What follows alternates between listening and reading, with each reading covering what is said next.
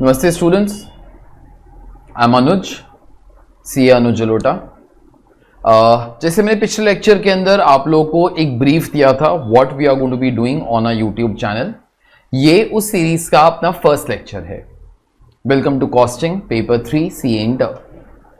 Now ये आपका first lecture है, so first lecture should be on chapter number 1।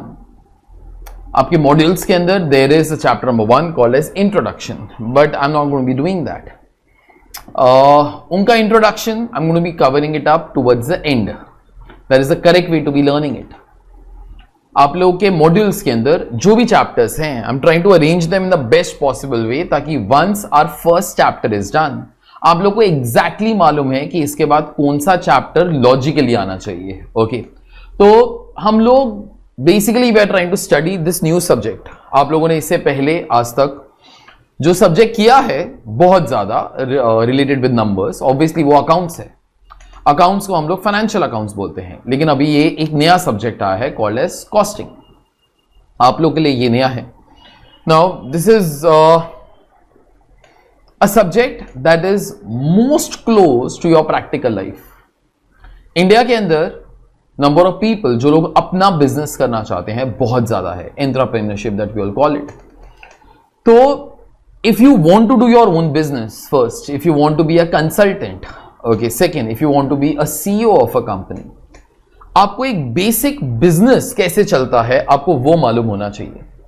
और बिजनेस के हमेशा दो पार्ट्स होते हैं, वन इज इंटरनल, आपको अपनी कंपनी के अंदर क्या करना चाहिए। You should try to maintain the quality, you should try to have costs which are under control, ज्यादा खर्चा ना हो ताकि प्रॉफिट अपना वो जो है वो कम कभी ना हो। सो वो एक इंटरनल पार्ट है। ये इंटरनल पार्ट ICAI ने आप लोग के लिए CA इंटर के अंदर रखा हुआ है। और एक एक्सटर्नल पार्ट है, कंपटीशन है बहुत ज्यादा है, हमारी जो प्राइसिंग है वो क्या होनी चाहिए, हम लोग को क्या क्या डिसीजंस वो लेने चाहिए जिससे बिजनेस अच्छा चले, तो वो सब कुछ सीए फाइनल के अंदर है। तो आपका जो पोर्शन है वो आईसीए ने बहुत इवनली डिस्ट्रीब्यूट किया है। In CA inter we learn internal part of business and in CA final we learn external part of business. In CA inter this subject called as cost and management accounting becomes strategic cost management and performance evaluation when will be coming to CA final। एक अच्छी चीज वो हो रही है, you are learning this subject without any formulas और without any kind of other things that you all require. Directly base से start करेंगे, सिर्फ कंसेप्चुअल करेंगे और कुछ नहीं। आप लोग के कोई भी फ्रेंड्स हैं जिन लोगों का फाउंडेशन हो चुका है और उन लोगों को कॉस्टिंग पढ़ना है इन the best possible way. Best possible वे मतलब you will see all these lectures which are going to be provided to you all. You will easily be able to get 90 plus in costing। ये एक ऐसा subject है that will cover up for all those other subjects जिसके अंदर शायद आप लोग इतने अच्छे ना हो। तो ये सब्जेक्ट को इंटरेस्ट लेके करना, this is the most practical subjects. Okay, मतलब when I say the practical subjects, आपको you can rate every subject to real life. आपको एक छोटा सा मैं एक एग्जाम्पल अगर दूं तो आप लोग घर के अंदर से शुगर खरीदते हो, एक बारी में कितना शुगर खरीदना चाहिए। अगर बहुत ज्यादा खरीदा शायद खराब हो जाएगा, अगर बहुत कम खरीदा तो बहुत बार मार्केट वो जाना पड़ेगा to be purchasing it, right. ये एक रोजमर्रा की लाइफ है, but we should have an answer to it. और वो answer is there is a chapter called as material costing that tells you यार एक बारी में कितना रॉ मटेरियल खरीदना चाहिए। So we have a chapter basically on each aspect of the business, और ये सारे के सारे चैप्टर्स को एक ही चैप्टर कनेक्ट करता है। That is our agenda for today. आपका मॉड्यूल का चैप्टर नंबर 6, मैंने उस चैप्टर को दो पार्ट्स के अंदर डिवाइड किया है। उस चैप्टर का नाम है cost sheet.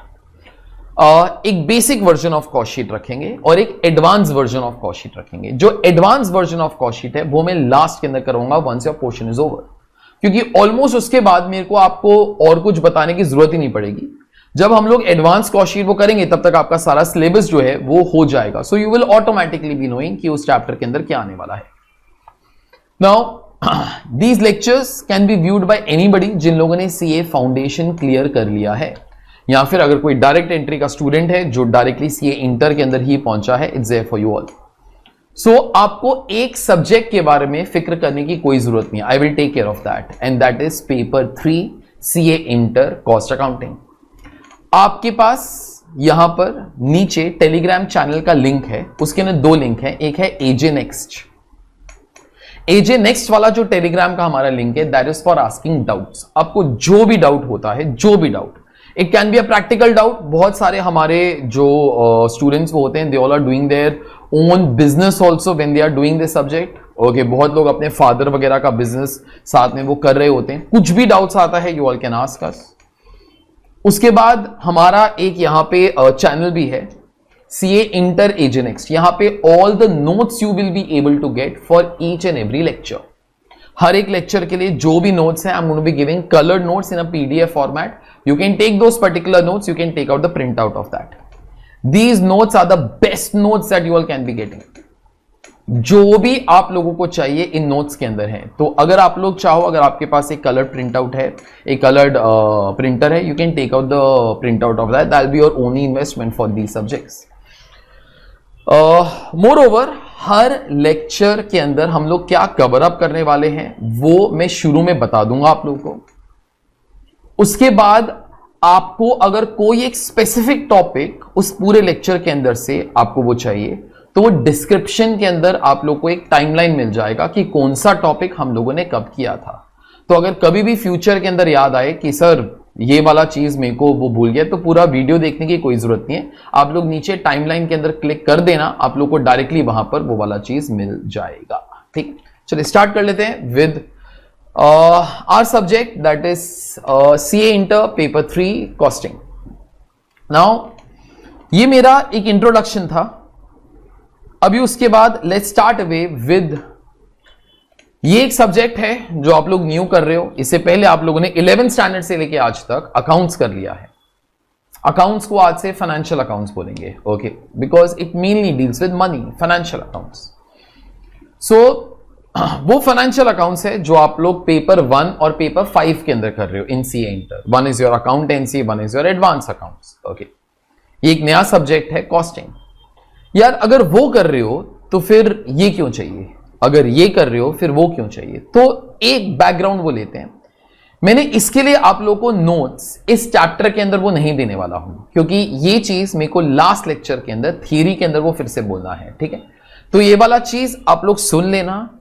This in any case will be remaining with you till the time you are going to be living also. Okay, ये वाला चीज आप लोगों को नहीं भूलने वाला है। ठीक है, लेकिन इसका जो नोट्स है वो आपके लास्ट लेक्चर के अंदर आएगा। ठीक है, कॉस्टिंग वर्सेस फाइनेंशियल अकाउंट्स। लेकिन अभी के लिए स्टार्ट कर लेते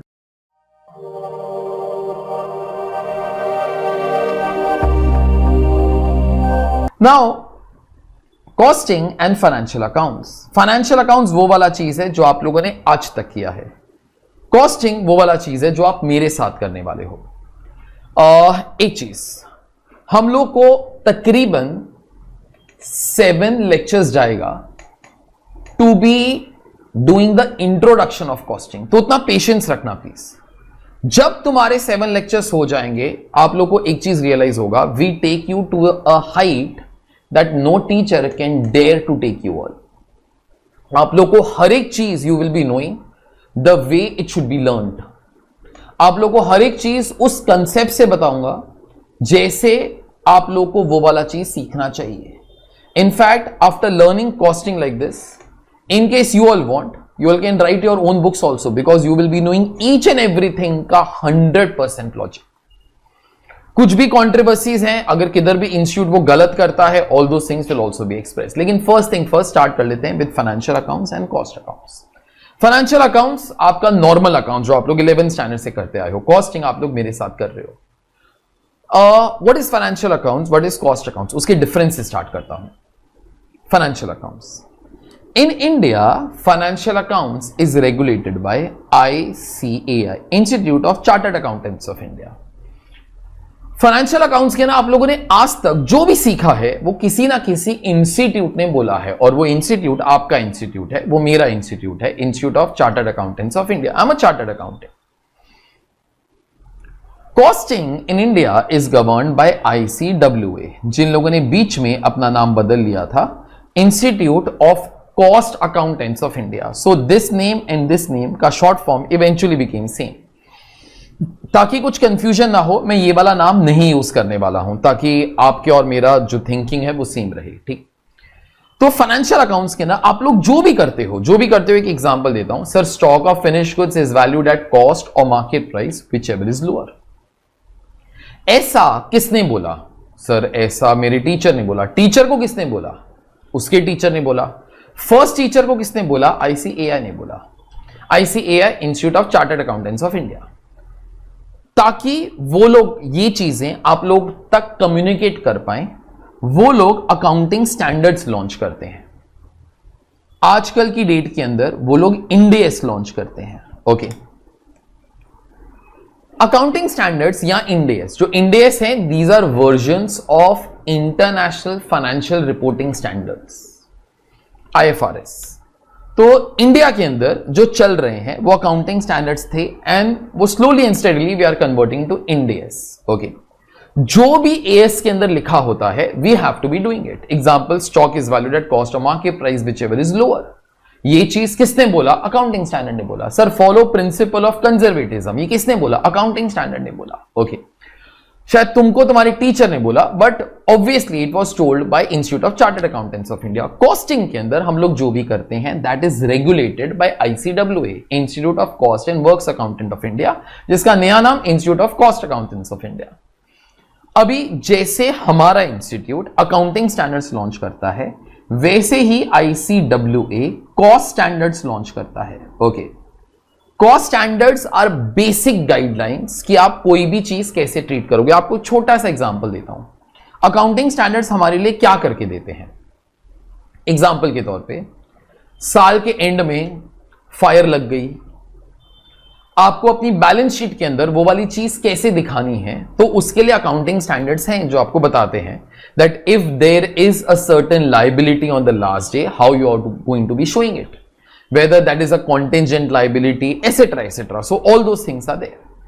वही वाला चीज जो है वो आपको कॉस्टिंग के अंदर you will come to know through cost standards. जैसे अकाउंटिंग स्टैंडर्ड्स हैं वैसे कॉस्ट स्टैंडर्ड्स हैं। Coming to something else, ICAI ने, हमारे इंस्टीट्यूट ने अकाउंटिंग स्टैंडर्ड्स के ऊपर बहुत मेहनत किया हुआ है, एंड ऑनेस्टली हमारा जो अकाउंटिंग स्टैंडर्ड्स है they are at par with the world standards now, they are pretty good. लेकिन कॉस्ट स्टैंडर्ड्स अभी तक उस लेवल तक नहीं पहुंचे हैं ताकि you know we can try to be saying कि हमारा जो कॉस्टिंग है that is now at a world level. ऐसा नहीं है।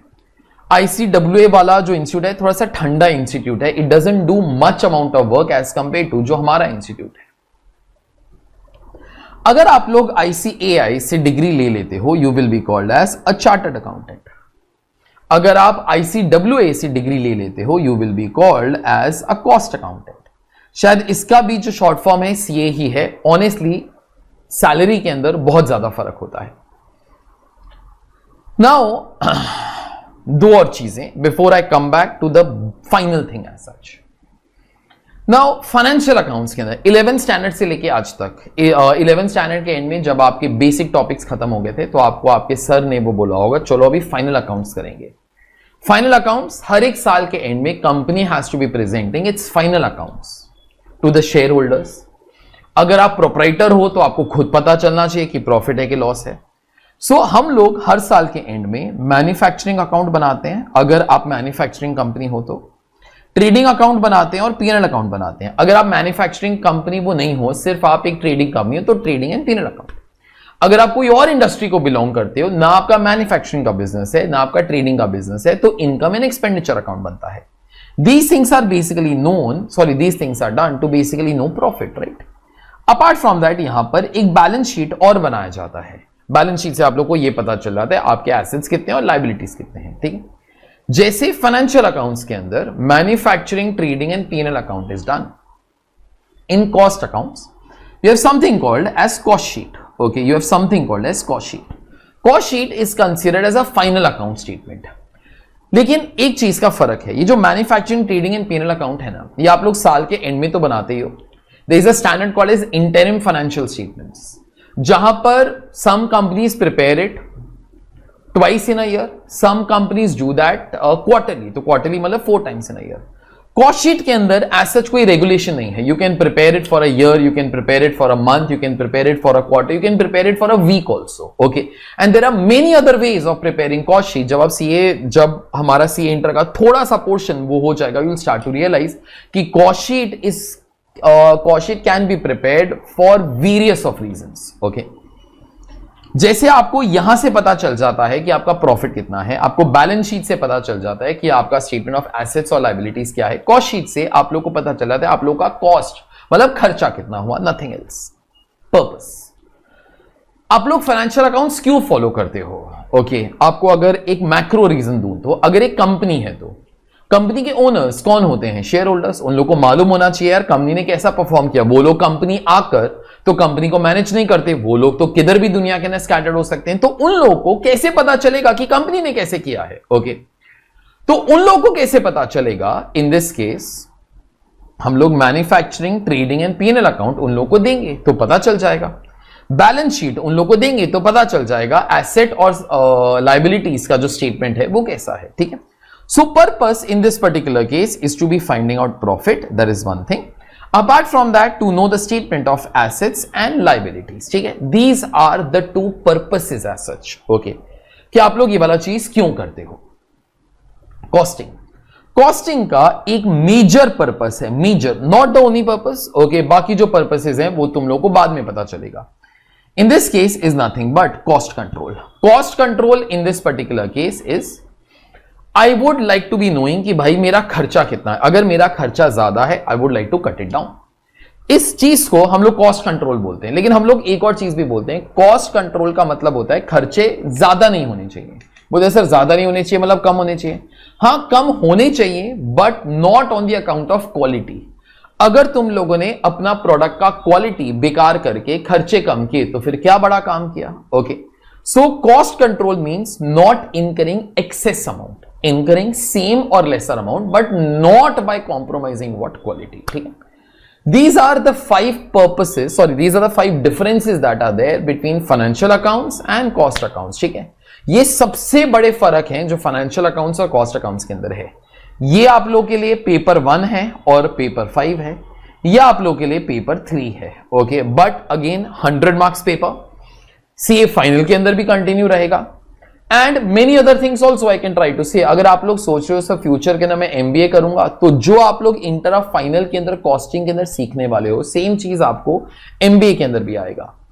अगर आपको लगता है sir this a fantastic subject, okay, and I would like to learn more about how to do businesses, तो फिर आप सीए फाइनल के बाद you can pursue 2 degrees. This 2 degrees are, ये फॉरेन डिग्रीज हैं. एक CIMA करके है, chartered institute of management accounts London, और एक है CMA cost and management accounts, that is US का डिग्री. CMA is sometimes called as a Indian degree also, जो ICWA अलॉट करता है, but I advise not to be going for that. You directly go for the CMA course, okay, जो US certified है, which is very good. तो ये आपके basic फर्क हैं. एक लास्ट फर्क जो मैं अब बोल रहा हूं, that I wanted to keep it towards the end only. In India why financial accounts is so famous? क्योंकि it is compulsory by law. हर एक कंपनी को साल के एंड में अपना फाइनल अकाउंट शेयर होल्डर्स के लिए देना पड़ता है. अगर आप एक प्रोप्राइटर भी हो, आप एक partner, you have to be presenting your accounts, you have to be presenting your accounts. So financial accounts is compulsory. उसका मतलब क्या है? कोई एक कंपनी ये नहीं बोल सकता मेरा कंपनी है, मेरे को बैलेंस शीट और पीएनएल अकाउंट नहीं बनाने का है, तो तुम क्या कर लोगे? तो तुमको जेल के अंदर भी डाल सकते हैं. It is compulsory. That is why every company in India requires a chartered accountant, because in this case financial accounts is compulsory by law. आपका कंपनीज एक्ट हो गया, आपका इनकम टैक्स एक्ट हो गया. There are so many acts in India that tell you that every company has to be maintaining their books of accounts. And books of accounts मतलब कौन सा books of accounts होता है? Financial accounts. Cost accounts, is it not compulsory? I'll say it is semi-compulsory. It is not compulsory for everybody. Okay. There are few cases, if those cases will apply to you. Okay. If those cases will apply to you, that time government may order that you will have to be maintaining cost accounts also. But in India, as such, if you look at the entire country, it is not compulsory. It is not compulsory.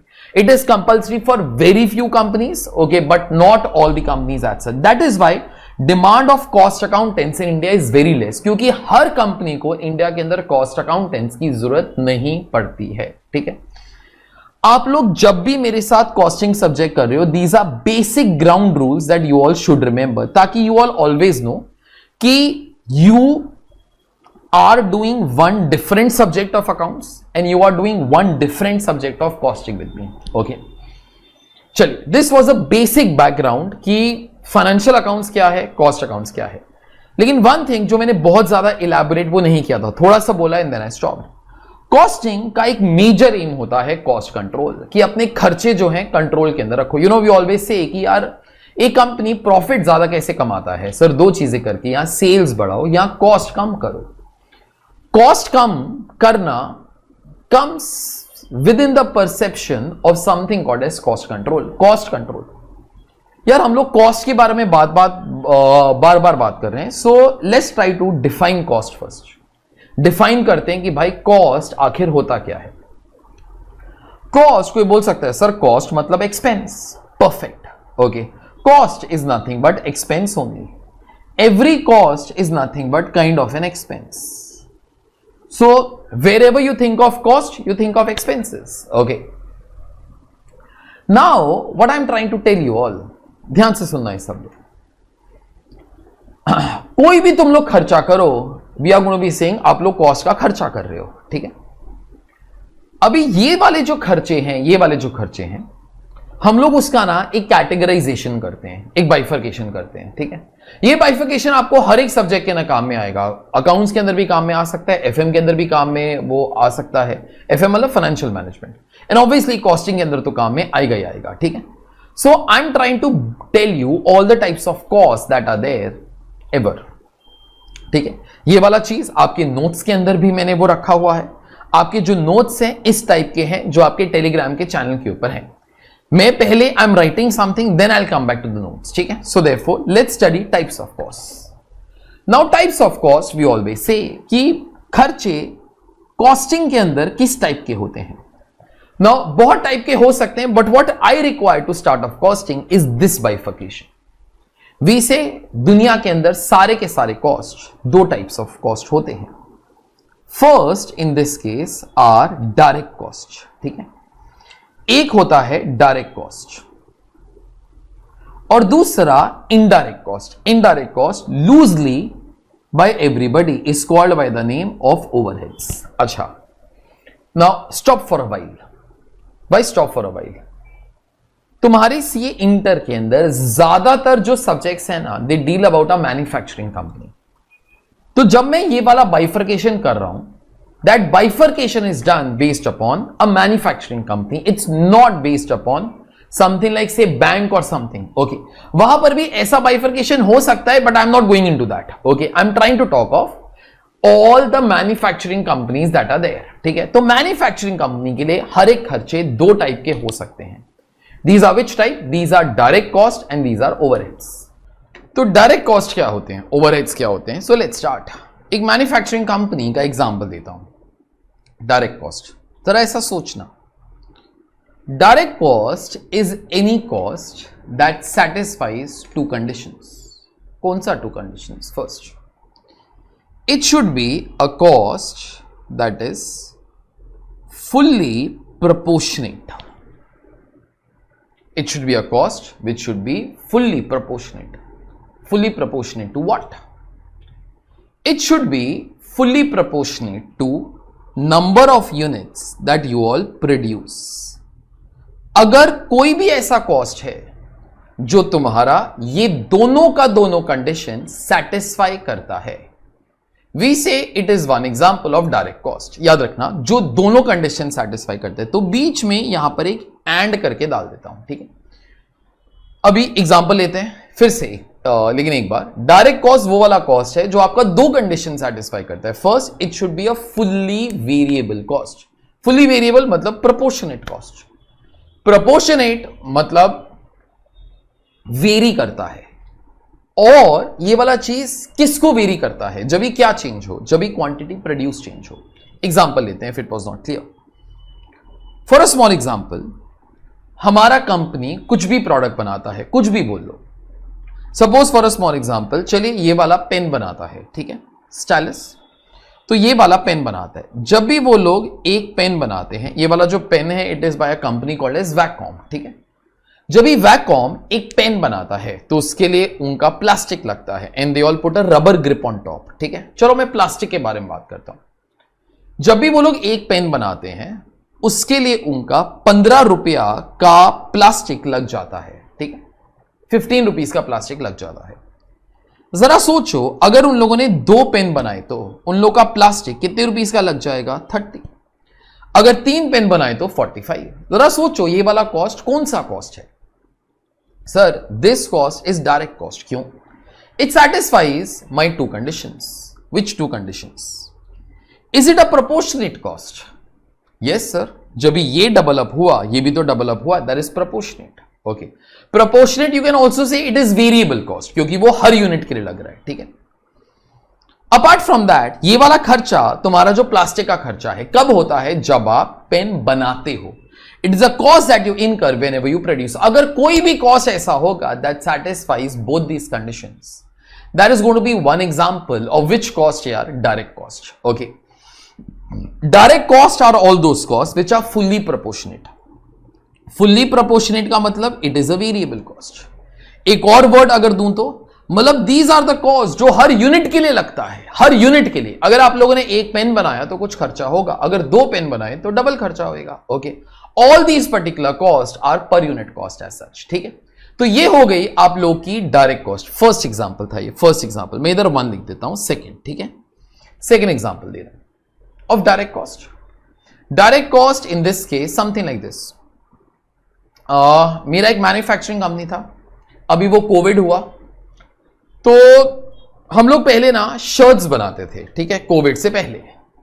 फिर जब भी lockdown वगैरह start हुआ, अप्रैल मई जून जुलाई वगैरह, कुछ काम धंधा नहीं, किसी को शर्ट्स वगैरह वो पहनने का ही नहीं, सब लोग घर के अंदर ही वो बैठे रहते हैं। तो देन आई थॉट यार अपना बिजनेस तो बंद होएगा, लेकिन करें क्या? देन आई थॉट यार मास्क बनाना स्टार्ट करते हैं, उसका सॉलिड मार्केट है, ठीक है। तो हम लोगों ने क्या किया, मास्क जो है वो बनाना स्टार्ट किया। मास्क बनाने के लिए अपने को क्या लगेगा? सर, एक तो क्लॉथ लगेगा। चलो, that is a similar example to this, तो उसके बारे में बात नहीं करता। आई थॉट यार क्लॉथ लेकर अभी उसको मास्क के अंदर भी तो कन्वर्ट करना है। मास्क के ना कन्वर्ट करने के लिए मेरे पास 2 ऑप्शन थे। या फिर मैं बहुत ज्यादा मशीन्स लेके आऊं, जो ऑटोमेटिक मशीन्स हैं, ऑटोमेटिकली उससे क्लॉथ वगैरह कट के मास्क वगैरह वो बन जाएगा।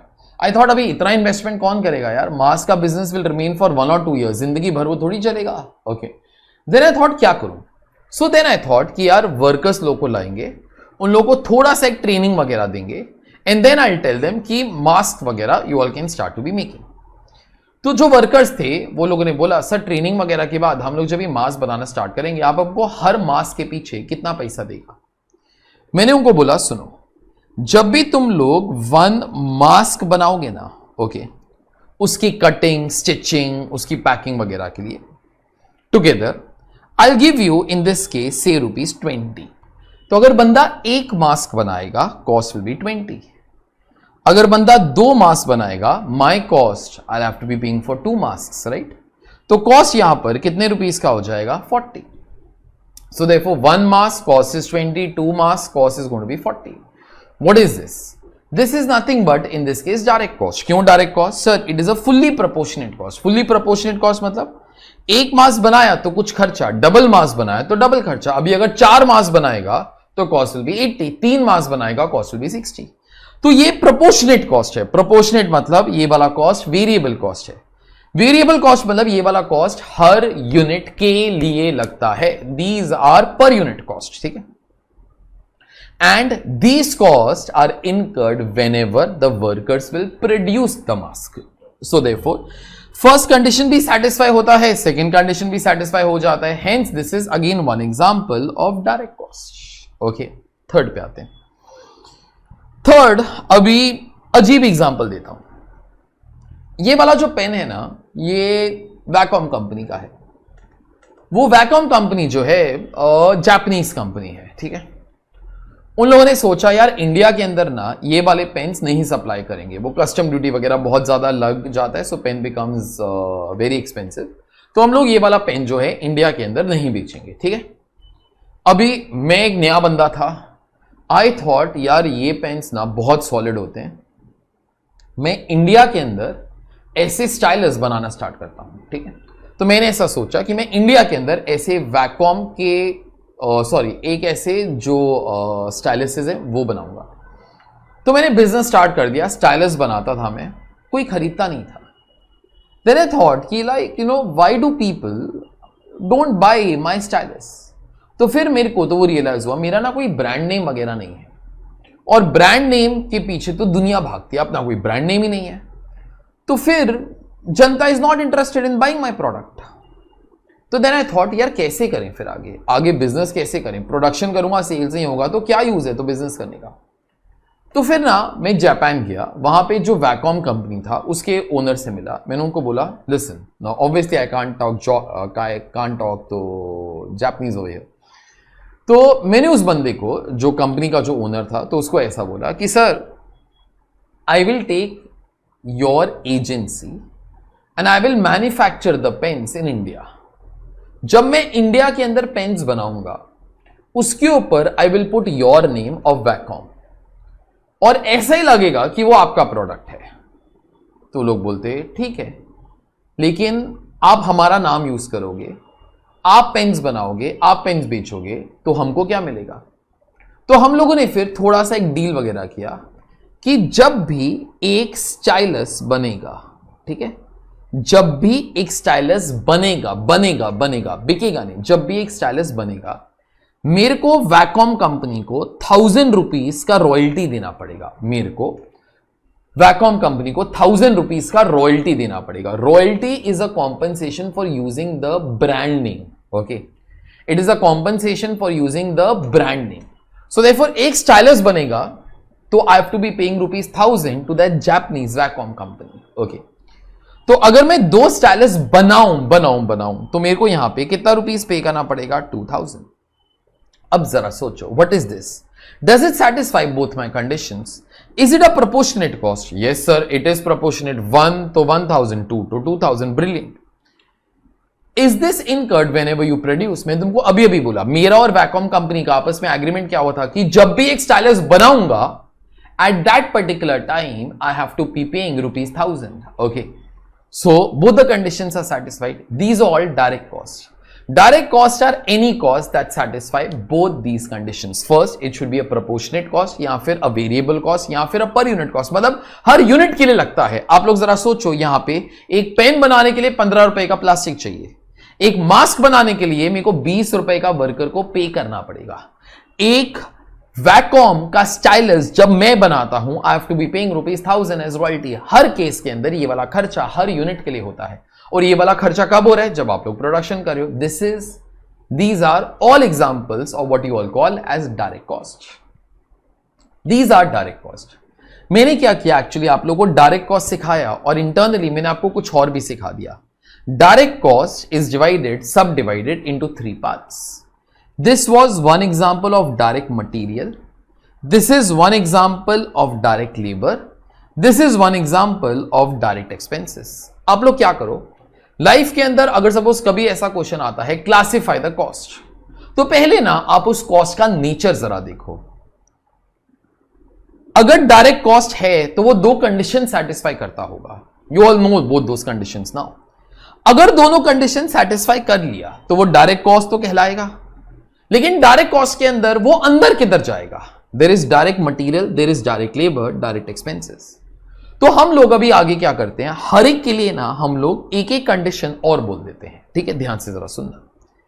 What is direct material? Direct material is that direct cost. याद रखना, वो डायरेक्ट कॉस्ट तो है, लेकिन हर एक direct cost direct material cost नहीं होता। तो फिर कौन सा direct cost direct material cost होता है? डायरेक्ट कॉस्ट तब डायरेक्ट मटीरियल कॉस्ट बन जाता है when it is incurred on the materials that forms part of the product. अगर कुछ खर्चा ऐसे मटीरियल के ऊपर किया है जो मटीरियल प्रोडक्ट के अंदर है, तो वो तुम्हारा डायरेक्ट कॉस्ट है। एग्जाम्पल दे सकता हूं, पेन बनाऊंगा तो प्लास्टिक का खर्चा होगा, राइट? प्लास्टिक इस प्रोडक्ट के अंदर है ना यार? That is direct material. कुछ और एग्जाम्पल, मास्क बना रहे हैं तो कपड़ा इज डायरेक्ट मटेरियल। कपड़े के बगैर तुम्हारा प्रोडक्ट नहीं बन सकता, प्रोडक्ट के अंदर मटेरियल है, ओके, डायरेक्ट मटेरियल। तो बोलते सर ऐसे तो हर एक मटेरियल डायरेक्ट मटेरियल ही होगा। नहीं, हर एक मटेरियल दुनिया के अंदर डायरेक्ट मटेरियल नहीं होता। एग्जाम्पल आपको देता हूं, सपोज ये वाले जो पेन्स हैं ये मशीन से बनते हैं। मशीन्स को चलने के लिए कोयला चाहिए, मशीन्स को चलने के लिए ऑयल चाहिए, ठीक है? क्या इसके ना ऑयल भी है? क्या इसके ना कोयला भी है? नहीं, वो भी मटेरियल ही है। आप ऑयल को टच कर सकते हो, आप लोग कोयले को टच कर सकते हो, लेकिन क्या वो प्रोडक्ट के अंदर है? नहीं। ऐसी चीजों को भी आप लोग डायरेक्ट मटेरियल नहीं गिनोगे। क्यों? क्योंकि वो प्रोडक्ट का पार्ट नहीं है। याद रखना, डायरेक्ट कॉस्ट तब डायरेक्ट मटेरियल बन जाता है when it is incurred on that material which forms part and parcel of the product. अगर कोई भी चीज तुम्हारा डायरेक्ट मटेरियल है तो वो तेरे प्रोडक्ट के अंदर होना चाहिए। प्रोडक्ट के अंदर है तो वो डायरेक्ट मटेरियल है, वरना बाकी चीजों को हम लोग इनडायरेक्ट मटेरियल बोल देते हैं। इनडायरेक्ट मटेरियल वो वाला मटेरियल होता है जो प्रोडक्ट के अंदर नहीं होता है, ओके? ये वाली चीजें किधर आएंगी बाद की बात है, लेकिन इधर नहीं आएंगी, क्योंकि this is the head only reserve for direct materials. Second, direct labour. Direct labour is a money pay to those workers who produce your product. जो वर्कर तेरा प्रोडक्ट प्रोड्यूस कर रहा है वो तेरा डायरेक्ट वर्कर है। उसको जो हम लोग पेमेंट करते हैं वो डायरेक्ट वेजेस कहलाता है या डायरेक्ट लेबर कहलाता है। बोलते सर हर एक वर्कर गुड्स ही तो प्रोड्यूस करता है, ऐसा जरूरी नहीं है। दो एग्जांपल देता हूं। एक वर्कर जो मास्क बनाता था, मैंने उसको बोला भाई एक मास्क बनाएगा ना 20 रुपया देगा। बोलता सर ओके, तो जो मैं 20 रुपए इनकर कर रहा हूं दैट इज डायरेक्ट लेबर, क्योंकि वो वाला वर्कर मेरा प्रोडक्ट बना रहा है। तो फिर डायरेक्ट लेबर का उल्टा एग्जांपल देता हूं। उल्टा एग्जांपल मतलब यहां पर ना जो मेरे वर्कर्स थे उनमें से कई ऐसे वर्कर्स थे जो ना बहुत लेजी वर्कर्स थे। मेरे को लग रहा था मैं उनको बोलेगा ना मास्क बनाओ, आधा टाइम वो लोग टाइम पास ही करेगा, तो मैंने उनके ऊपर ना एक सुपरवाइजर रखा। मैंने सुपरवाइजर को एक फिक्स सैलरी दिया। मैंने बोला तू बराबर से देखना कि ये वाला लोग बराबर काम करता है कि नहीं, अगर नहीं काम करता एक लाफा मारना, okay? In that particular case जो ये वाला अमाउंट पे कर रहा हूं सुपरवाइजर को, ये डायरेक्ट लेबर नहीं है। क्यों? क्योंकि ये वाला बंदा मेरा प्रोडक्ट नहीं बना रहा। Direct labor is a money paid to those particular workers who produce your product. If they produce the product, then it is direct labor. If they do not produce a product, they are not direct labor. They are often called as indirect labor. एक और example देता हूं। एक बंदा factory के अंदर झाड़ू मारता है, पोछा मारता है, वो डायरेक्ट लेबर नहीं है, वो इनडायरेक्ट लेबर है। इनडायरेक्ट लेबर किधर भी आए इधर नहीं आएगा। क्यों? क्योंकि this is a head only reserve for direct labour. तो डायरेक्ट मटीरियल वो वाला मटेरियल जो प्रोडक्ट के अंदर है, डायरेक्ट लेबर वो वाला labour cost that is incurred for those people who are producing your product. It represents a money pay to those workers who produce your product. Then what is direct expenses? Direct expenses का कोई definition नहीं है। We simply say it is any other direct cost. कोई भी direct cost जो direct material नहीं कहलाएगा, direct labour नहीं कहलाएगा, ऑटोमेटिकली यहां पर क्या कहलाएगा? Direct expenses. बस बात खत्म हो गई। Direct expenses. Direct expenses is any other direct cost that is not direct material or direct labor. Example, मैंने आपको जो यहां पे एक एग्जांपल दिया था that was royalty. जरा सोचो ना, जो मैं 1000 रुपए का खर्चा कर रहा हूं वो मैं मटेरियल के लिए तो नहीं कर रहा हूं। वैककॉम को मैं लेबर के लिए तो पैसा नहीं पे कर रहा हूं, मैं तो उनका ब्रांड नेम यूज कर रहा हूं। अगर उनका ब्रांड नेम यूज कर रहा हूं so then in that particular case वो वाला चीज क्या कहलाएगा? Direct expenses. तो डायरेक्ट एक्सपेंसेस का ना कोई डेफिनेशन नहीं है। डायरेक्ट एक्सपेंसेस कुछ नहीं है except it is any other direct cost. कोई भी डायरेक्ट कॉस्ट अगर बच गया लेकिन वो डीएम और डीएल नहीं हुआ तो वो ऑटोमेटिकली क्या कहलाएगा? Direct expenses. तुम्हारे सम सॉल्विंग के लिए, तुम्हारे एग्जाम्स के अंदर सम सॉल्विंग के लिए, unless and until sum says this is direct expense, उसको तुम लोग डायरेक्ट एक्सपेंसेस मत मानना। डायरेक्ट एक्सपेंसेस होगा ना तो सम 99% लिख कर देता है कि ये वाली चीजें डायरेक्ट एक्सपेंसेस हैं। तो अगर सम बोल देगा कि ये डायरेक्ट एक्सपेंस है तो ले लेना, वरना किधर भी लेना, इधर मत लेना, ठीक है? तो ये चलो हो गया मेरा तुम्हारा डायरेक्ट कॉस्ट का पूरा हेड, ठीक है? मैं ये चीज को अभी इरेज कर देता हूं, लेकिन उससे पहले जरा अपने नोट्स में जाना एक बार। नोट्स के अंदर मैं तुमको बता रहा हूं that what I have done and you have to be writing right now, ठीक है? तुम लोगों ने नोट्स का प्रिंट आउट लेके रखा हुआ है। अगर नहीं लेके रखा हो इस वक्त पॉज करना, take out a print out, okay, and then you write down these things. Direct cost. Direct costs are those costs which are fully variable and should be related to what production. Should be related to what production. ये दो condition है, दोनों का दोनों satisfy होना चाहिए बीच में, इसलिए यहां पर एंड लिखा हुआ है. ठीक है, उसका यहां पर 3 एग्जांपल्स या 3 बाइफर्केशन से. चलो पहले डायरेक्ट मटेरियल, उसके बाद डायरेक्ट लेबर और उसके बाद डायरेक्ट एक्सपेंसेस. डायरेक्ट मटेरियल पढ़ते हैं. Material which forms part of the product, material that forms part of the product. Direct labor, amount which is paid to or due to the workers who produce the product. जो workers तुम्हारा product produce करेंगे उनको जो पे करते हो या फिर उनको जो ड्यू भी है. ओके, ड्यू मतलब अगर आउटस्टैंडिंग है तो. Okay, all those cost are going to be called as direct labour. तुम लोग डायरेक्ट लेबर को डायरेक्ट वेजेस भी बोलते हो. ठीक है, ऑल्टरनेट नाम अगर चाहो डायरेक्ट लेबर के बाजू में लिख देना डायरेक्ट वेजेस. उसके बाद direct expenses, any other direct cost, बस उसका और कोई डेफिनेशन वगैरह नहीं है. एग्जाम्पल, चलो यहां पे 1 or 2 एग्जाम्पल्स भी शैल बी राइटिंग डाउन. यहां पे लिख सकते हो प्लास्टिक इन पेन. उसके बाद लिख सकते हो cloth in mask. Direct labour. Direct labour का example money paid to workers for making. मैंने तुमको मास्क का एग्जांपल दिया तो आप लोग यहां पे मास्क लिख लो.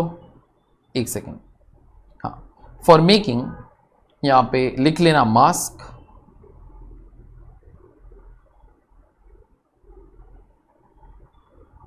कुछ और हुआ for making furniture.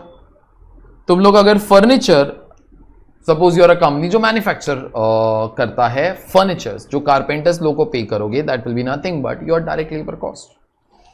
Direct expenses के लिए अभी एक एग्जांपल लिखना जो मैंने तुम लोग को दिया था, रॉयल्टी. ठीक है, बाकी examples as and when chapters will proceed आप लोग को समझ में आ जाएगा. ठीक है, चलो ये हो गया तुम्हारा एक category of direct expenses. Direct labour, direct material, in all these things are called as direct cost. ठीक है, तो ये हो गया एक पार्ट. मैं अभी इस चीज को यहां से रब कर रहा हूं because you all have written your examples. ठीक है, तो एक हो गया तुम्हारा डायरेक्ट कॉस्ट.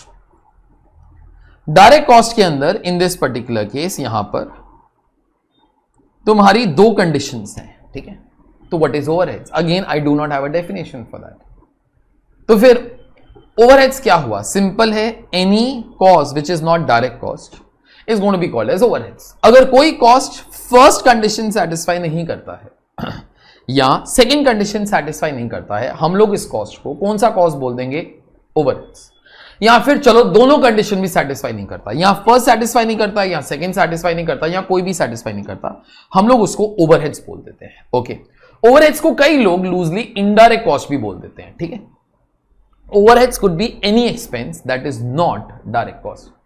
एग्जांपल्स अगर मैं तुमको देने के लिए जाऊं तो I can tell you thousands of examples. Example factory है अपना, उसका रेंट देते हैं हम लोग, दैट कुड बी ओवरहेड्स. फिर उसके बाद फैक्ट्री के लिए इलेक्ट्रिसिटी का खर्चा होता होगा, okay, that could be your overheads. Machines चलाने के लिए तो कोयला चाहिए, okay, that could be your overheads. Office के अंदर एक चार्टर्ड अकाउंटेंट है हमारे पास, ओके, ओवरहेड्स. एक हमारे पास लॉयर भी है जो हमारे लीगल केसेस वगैरह डील करता है, दैट इज आवर ओवरहेड्स. एक सीईओ है, ओके, उसको हम लोग पैसा दे देते हैं, ओवरहेड्स. उसके बाद हम लोग एडवर्टाइजमेंट का खर्चा करते हैं, ओवरहेड्स. हमारा एक बार प्रोडक्ट बन जाता है, हम लोग उसको डिस्ट्रीब्यूट करते हैं टू द होलसेलर, हमारा ट्रांसपोर्टेशन कॉस्ट का खर्चा आता होगा, ओवरहेड्स. उसके बाद हम लोग को गुड्स होलसेलर्स को भी बेचने के लिए बीच में यहां पे एजेंट्स रखने पड़ते हैं जो वेरियस होलसेलर्स के पास जाएंगे, उनको हमारे प्रोडक्ट्स वगैरह का डेमोन्स्ट्रेशन देंगे, उन लोगों से ऑर्डर्स लेके आएंगे. हम लोग ऐसे लोगों को सेल्स पीपल बोलते हैं, सेल्स पीपल. उन लोग को हम लोग यहां सैलरीज देंगे या कमीशंस वगैरह देंगे, overheads. So overheads could be anything that is not direct cost. मतलब या वो प्रोपोर्शनेट एक्सपेंस नहीं है या फिर वो तब नहीं लगता जब हम लोग गुड्स प्रोड्यूस करते हैं. ठीक है, अगर कोई भी एक्सपेंस ऐसा हुआ which is not incurred whenever you produce और which is not proportionate will automatically be called as overheads.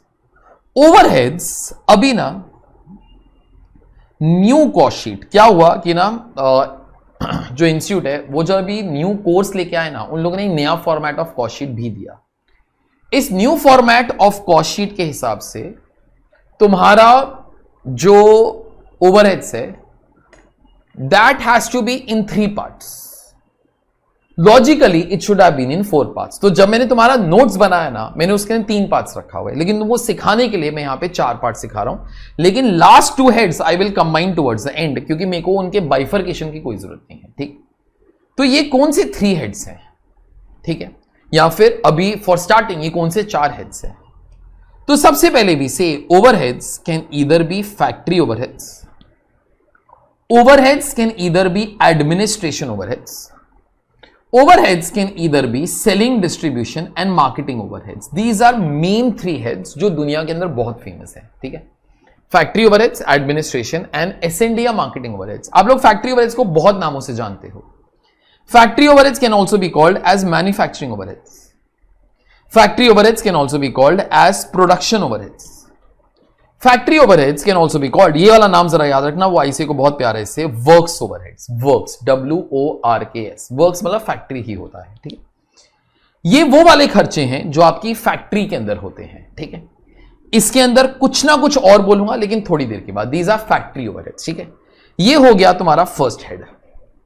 उसके बाद तुम्हारा थर्ड हेड, सेकेंड हेड पर आऊंगा बाद में, एडमिनिस्ट्रेशन. ये जो तुम्हारे खर्चे हैं ना, these are also called as office expenses. These are also called as management expenses. ICAI ने अभी इसका एक नया नाम रखा, जनरल एडमिनिस्ट्रेशन कॉस्ट. ठीक है, जनरल एडमिनिस्ट्रेशन, ये तुम्हारे ऑफिस के खर्चे हैं. ठीक है, मैं सबके एग्जांपल्स पर भी आता हूं, मैं पहले आपको बस 3 हेड जो है तो वो बता रहा हूं. Third is your selling expense, distribution expense.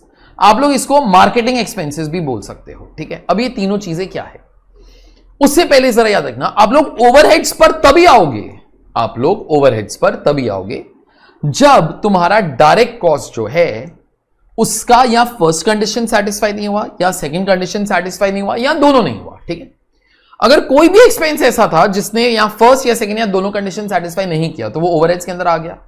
लेकिन अभी ओवरहेड्स के अंदर वो वाला एक्सपेंस किधर आएगा. So then we try to be saying that there are 3 heads, actual के अंदर 4, but I'll come back to this kind of a puzzle. Okay, we say ये ओवरहेड्स का खर्चा किधर हो रहा है. ठीक है, अगर फैक्ट्री के अंदर हो रहा है फैक्ट्री ओवरहेड्स, अगर ऑफिस का खर्चा है तो ऑफिस ओवरहेड्स, अगर एसएनडी है सेलिंग एंड डिस्ट्रीब्यूशन तो एसएनडी या मार्केटिंग. तुमको एग्जांपल देता हूं, ठीक है, ध्यान से सुनना. लेकिन एक चीज बार बार मेरे को वो बोलना है ताकि तुम्हारे दिमाग के अंदर वो रजिस्टर हो जाए. कोई भी एक्सपेंस ओवरहेड्स तब कहलाएगा जब वो डायरेक्ट कॉस्ट नहीं है, क्योंकि अगर डायरेक्ट कॉस्ट है फिर तो वो डायरेक्ट कॉस्ट के अंदर चला गया, लेकिन अगर डायरेक्ट कॉस्ट नहीं है तो ओवरहेड्स के अंदर है. लेकिन अगर ओवरहेड्स के अंदर आ गए तो फिर आगे किधर जाएंगे. You have factory overheads, you have administration overheads, you have selling and distribution overheads. ठीक है,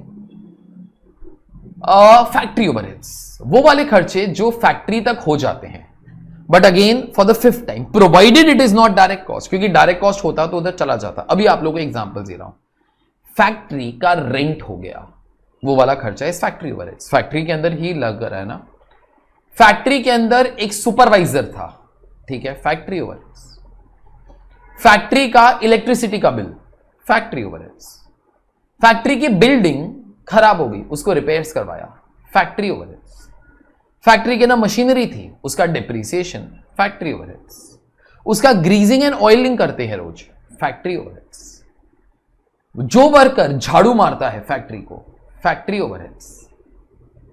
कोयला वगैरह जो मशीन चलाने के लिए चाहिए, factory overheads. Okay, all these are all your factory overheads. General and administration office expenses, these are सारे ऑफिस के खर्चे. जरा सोचो ना, ऑफिस के ना क्या क्या खर्चे हो सकते हैं. सर कंप्यूटर्स होंगे बहुत सारे, उनका इलेक्ट्रिसिटी बिल, उनका डिप्रिसिएशन, प्रिंटिंग पेपर का कॉस्ट, प्रिंटिंग के अंदर जो कार्ट्रिज है वो कॉस्ट, सीईओ का खर्चा, सीए का खर्चा, सीए को जो आप ऑडिट के लिए पैसा देते हो वो सारा का सारा जो कॉस्ट है वो इधर आ जाएगा. Okay, all these expenses are going to be called as administration और ऑफिस एक्सपेंसेस. ठीक, सेलिंग एंड डिस्ट्रीब्यूशन दो अलग अलग नाम है, selling cost, distribution cost. Selling खर्चे वो वाले खर्चे होते हैं which will help you to promote your sales. Example देता हूं, एग्जांपल सेलिंग एक्सपेंसेस के example might be the most famous one. खुद ब खुद दिमाग में सोचो, sir advertisement cost, brilliant. Sir वो जो आपने कमीशन बोला था, brilliant, it will help you to promote your sales. Distribution expenses कौन से होते हैं? एग्जाम्पल के तौर पे मारुति कंपनी ने अपनी कार बना दी, उसके बाद उन लोग के डिस्ट्रीब्यूटर्स होते हैं, वो लोग डिस्ट्रीब्यूटर्स तक गाड़ी पहुंचाते हैं और फिर डिस्ट्रीब्यूटर्स आगे आप लोग को बेच देते हैं, ठीक है। वो जो डिस्ट्रीब्यूशन कॉस्ट है that is your selling and distribution cost only, okay. हम लोग इन एक्सपेंसेस को मार्केटिंग कॉस्ट भी बोलते हैं। एक बार फिर से सेलिंग और डिस्ट्रीब्यूशन की तरफ वो जा रहा हूं। Any expense that will help you to promote your sales, selling expense.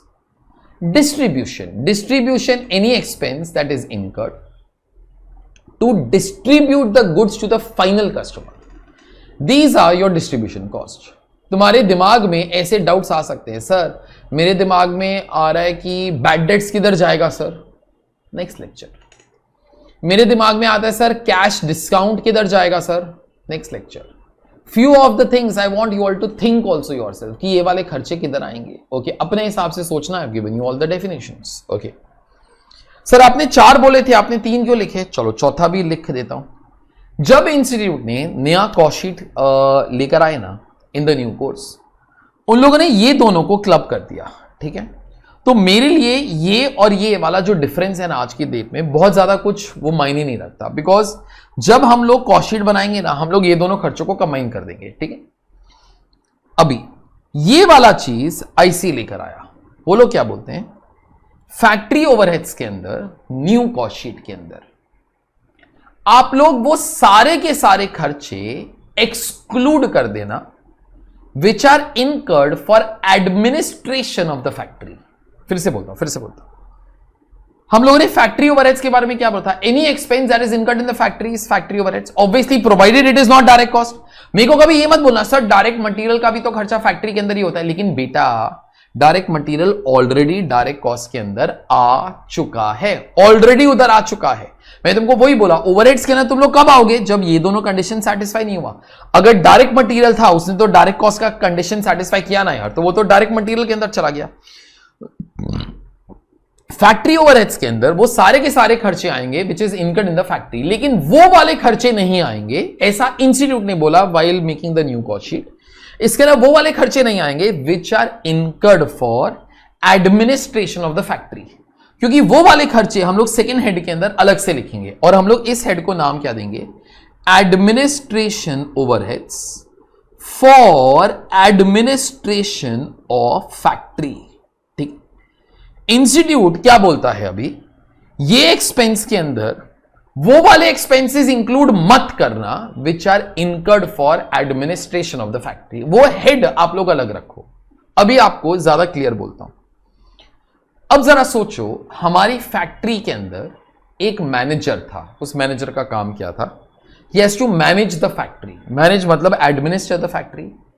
ऐसा एक्सपेंस, कोई बोलेगा सर फैक्ट्री ओवरहेड्स ही होएगा, लेकिन अभी ऐसे एक्सपेंसेस के लिए एक स्पेशल हेड बना दिया वो इंस्टीट्यूट ने और उसको बोल दिया administration overheads for administration of the factory. Old cost sheet के अंदर 2018 से पहले ओल्ड कॉस्ट शीट के अंदर ऐसा कोई हेड नहीं था और ये जो 2 था ना वो 1 के अंदर ही आ जाता था, लेकिन अभी इन लोगों ने क्या बोल दिया, अब से हम लोग ऐसा नहीं करेंगे, हम लोग फैक्ट्री ओवरहेड्स के अंदर से वो सारे खर्चे निकाल लेंगे which are incurred for administration of the factory, which is incurred for administration of the factory. 2 example देता हूं, एक आपको ऑलरेडी वो दे चुका हूं, दैट इज एक मैनेजर था, हम लोग उसको पेमेंट करते हैं, that manager will manage the factory.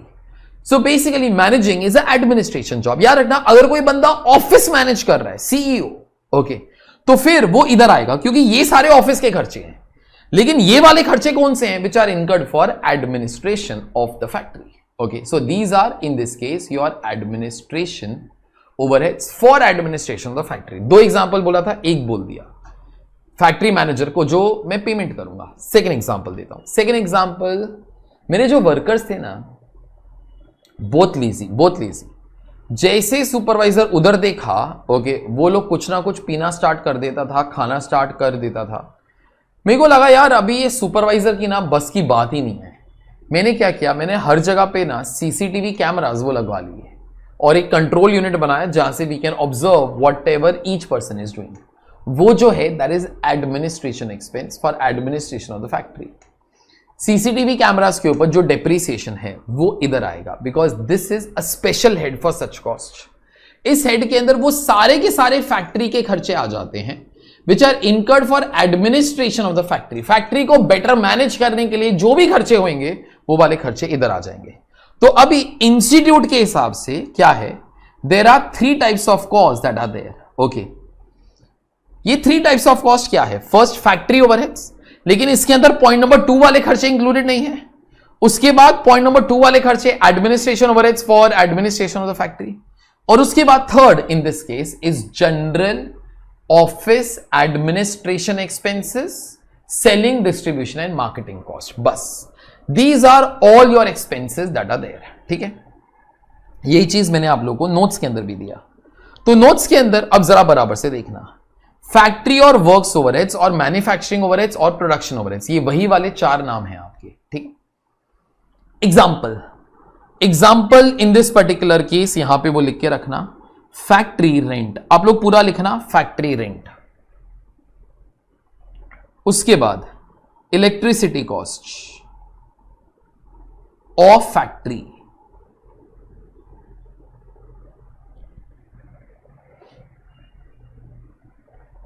Third depreciation of machines,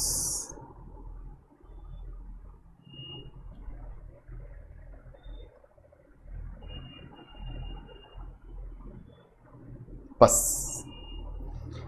यहां पर एक स्माइलिंग फेस मैंने बनाया है। ठीक है, आप लोग क्या करो, वो स्माइलिंग फेस वो नीचे भी है, यहां पे लिख लेना एक्सक्लूड्स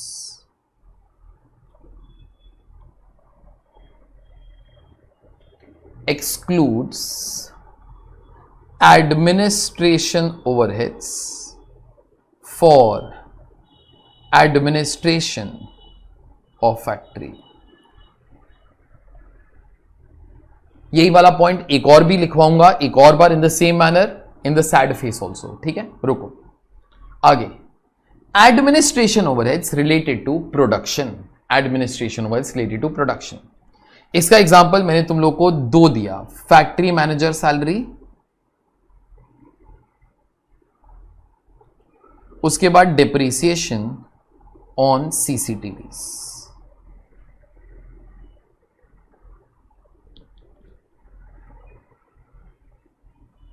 अच्छा, इसका यहां पे एक नोट जरा लिखना, this is a special head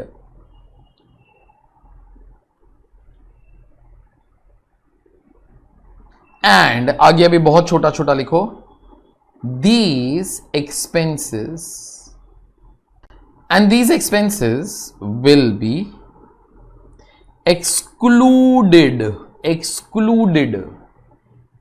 from factory overheads।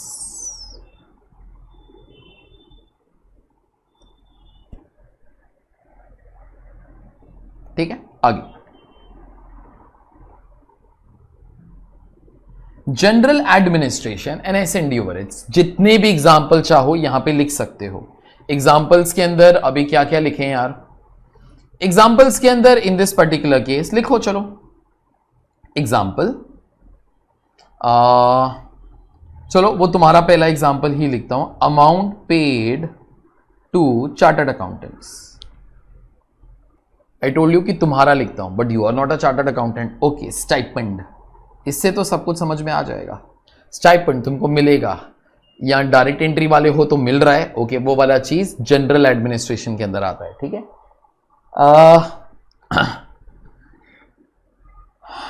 Apart from that यहां पे तुम्हारा एडवर्टाइजमेंट कॉस्ट, यहां पे तुम्हारा ऑफिस का रेंटल कॉस्ट, उसके बाद आगे लिख सकते हो depreciation of computers,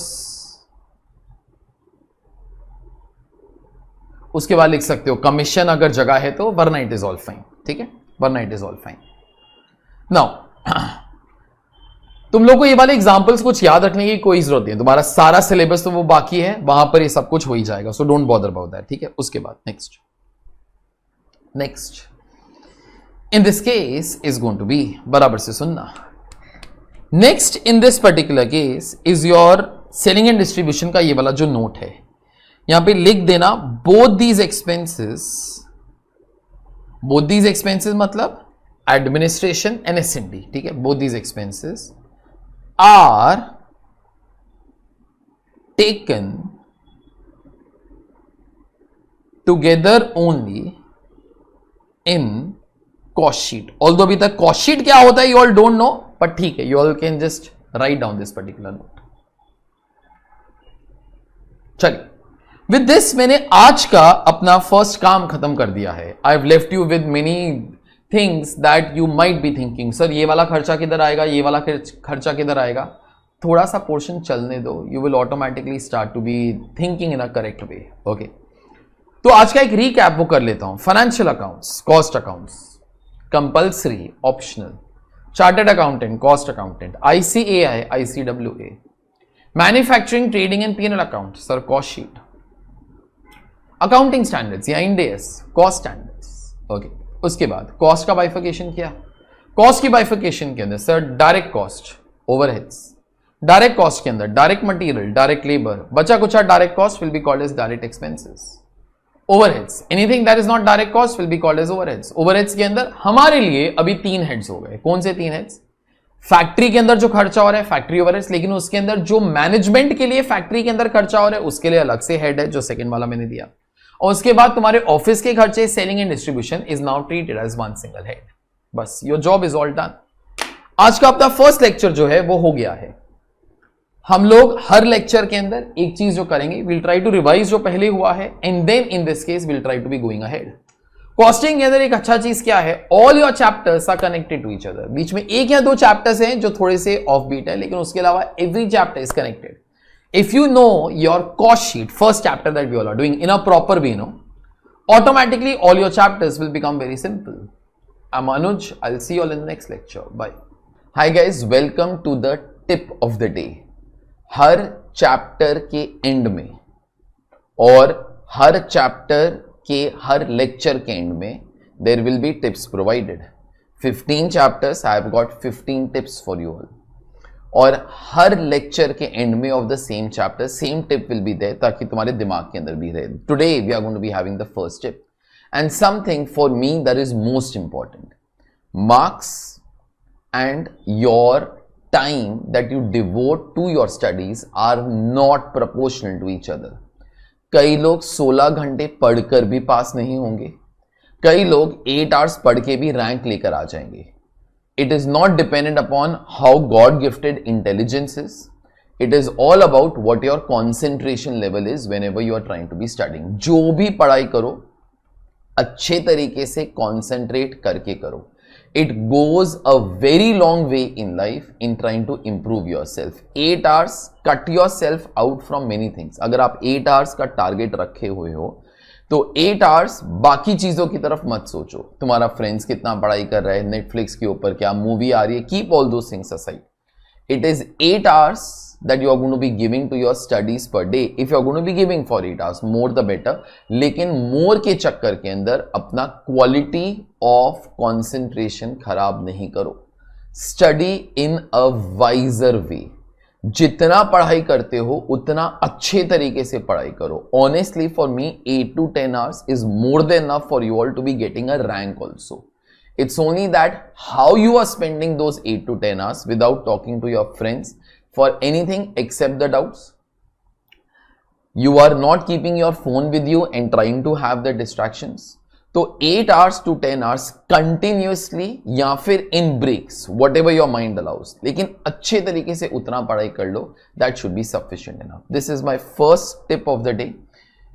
this tip usually is there for those students जो लोग हमेशा एक क्वेश्चन पूछते हैं, सर पास होने के लिए कितने घंटे पढ़ाई करना चाहिए। This is the answer to all those students. Thank you guys, I will see you all with the tips of the day now in chapter number 2। Bye. You can also enroll for our other subjects of CA Foundation, CA Inter, CA Final, by visiting either www.ajnext.com or www.ajnextonline.com. For any help, call 808-032-4444.